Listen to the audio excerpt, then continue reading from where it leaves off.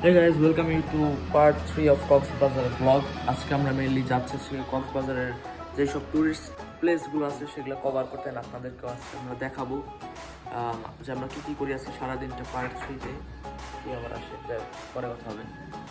এখানে দুর্ভাগ্যবশত আমাকে মাঝখানের সিটে বসতে হয়, বাট একটু পরে আমি সামনের সিটে বসে পুরো ভিডিওটা শ্যুট করি এবং কি শ্যুট করলাম সেটা আপনাদেরকে আমি ব্যাকগ্রাউন্ড মিউজিকের সাথে দেখাচ্ছি। আমরা এখন আছি মেরিন ড্রাইভ রোডে অ্যান্ড আপনারা দেখতে পাচ্ছেন আমার বাম দিকে পাহাড় এবং ডান দিকে সমুদ্র। যেহেতু আমি বাম দিকে বসেছিলাম তাই আমার পাহাড়ের দৃশ্যটা বেশি চোখে আসছিল, সো সেটা আমি আগে ক্যাপচার করলাম। এদিকে অনেক সুন্দর সুন্দর রিসোর্ট কটেজ দেখছিলাম এবং সেগুলোর ভিডিও শ্যুট করছিলাম। আর এই রাস্তাটা আমার এত জোস লাগছে, আমি পুরো রাস্তাটা আমি ভিডিও করতে করতে গিয়েছি, কারণ পুরা রাস্তাটা ফাঁকা ছিল এবং গাড়ি ঘোড়া তেমন একটা ছিল না, সো এটা ভিডিও করার জন্য একটা পারফেক্ট প্লেস ছিল আমার জন্য। আই হোপ আপনারাও খুব এনজয় করতেছেন এই রোডটা দেখে।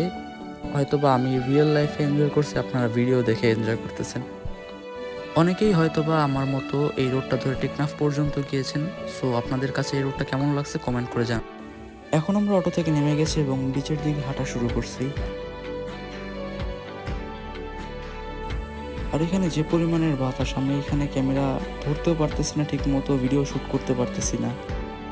আর এখানে তো আমি ঠিক মতো চুলও সেট করতে পারতেছি না, এত বাতাস।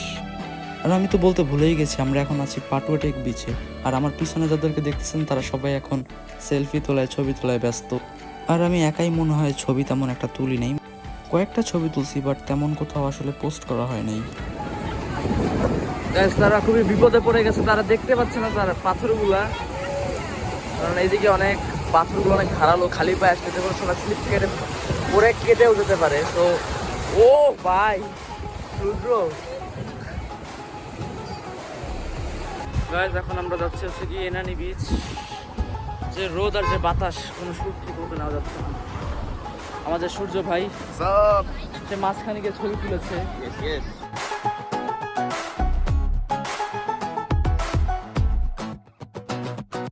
যেহেতু আশেপাশে খুবই ফাঁকা ছিল তাই আসলে ঘুরে খুবই মজাই লাগতেছিল এবং ভিডিও করতে খুব ভালো লাগতেছিল।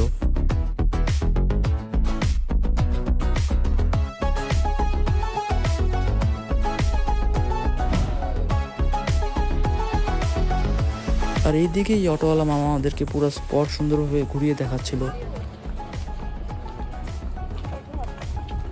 গাইজ, আমরা এখন প্যারাসেলিং পয়েন্টে চলে আসছি, ফান ফিস্ট বিচ।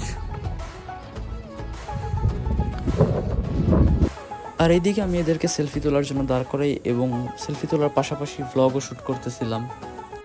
আবার কেউ ভাইবেন না যে এটা সেলফি প্র্যাঙ্ক।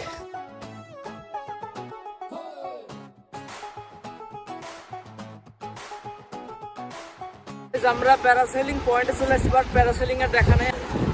আমরা পানিতে আছি এখন, ভিজে টিজে না যাই, সাবধানে।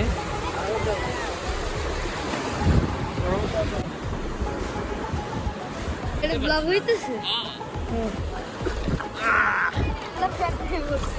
ওরে না,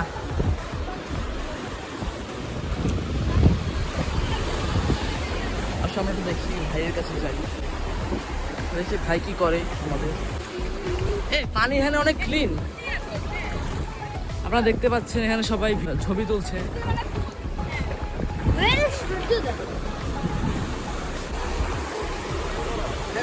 মাছ ধরা হচ্ছে নাকি কাব্য? ভাই কি ধরছেন আপনি? এইগুলা টাকা ভাই এক একটা দাম আছে, দেখা যাক কিছু ওঠে না।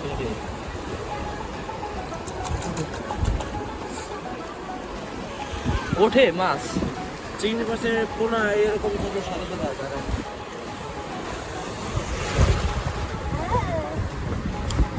তুই আসিস না, তুই ভিডিও পুরা ডুববে যাবি।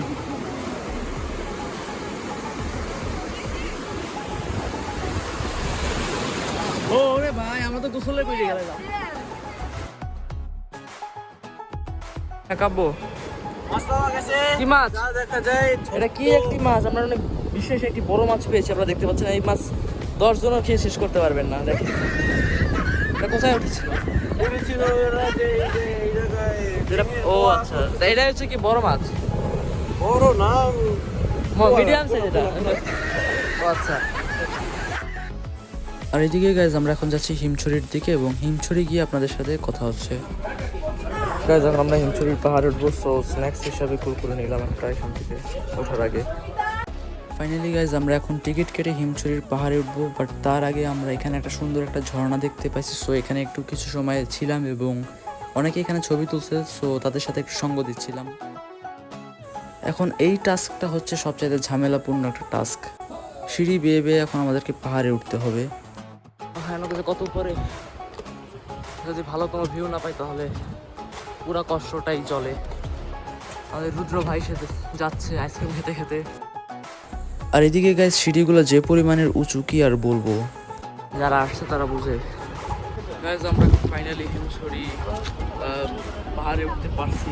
অ্যান্ড পিছনে ভিউটা যে জোস, মানে পুরো সি ভিউটা পাওয়া যাচ্ছে এখান থেকে। অ্যান্ড এখানে তো আই লাভ হিমছড়ি।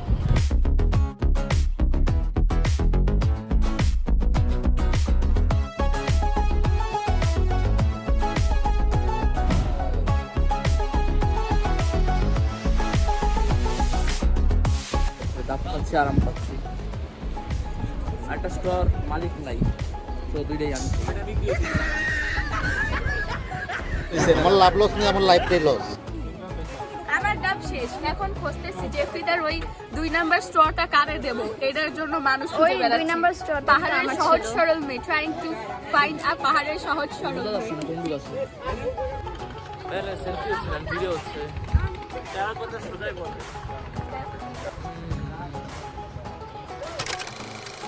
যাক, এখন আমরা মেন স্পটগুলো ঘুরে এসে বিকেলবেলা আমি, বাবা আর মা এখন আমরা মেনলি সুগন্ধা বিচের দিকে যাচ্ছি। গাইজ আমরা এখন আছি বিচের দিকে। অ্যান্ড আমাদের সাথে এখন জেনিফা নাই, মিসিং ভাগ। এখন দেখা যাক কি খাওয়া যায়। তো মামা এখন আমাদের জন্য ঝোলমুড়ি বানিয়ে দেবে।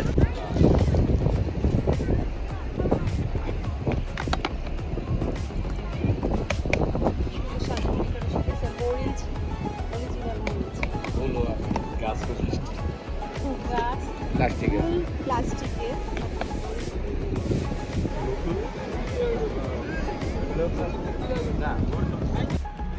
গাইজ আমরা বারবিকিউ পয়েন্টে চলে আসছি। লেটস সি কি কি মাছ অ্যাভেলেবেল। টুনা ফিশ, সেগুলা হচ্ছে কি জাভা কোরাল।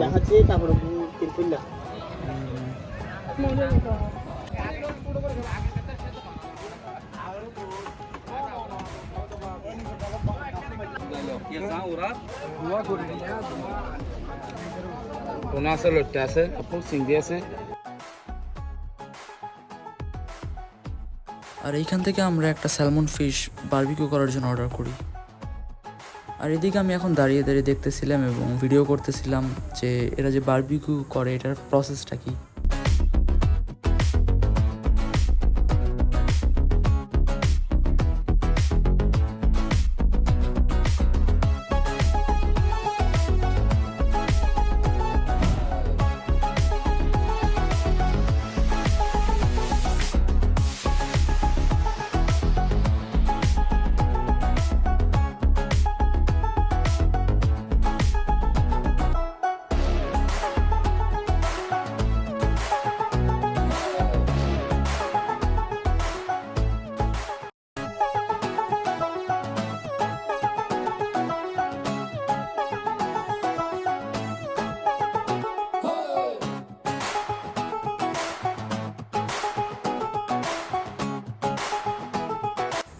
ফাইনালি গাইজ আমাদের ফিশ বারবিকিউ এখন রেডি হয়ে গেছে। এখন আমরা এই দেবো কিচেনের রিভিউ দেবে 250 না।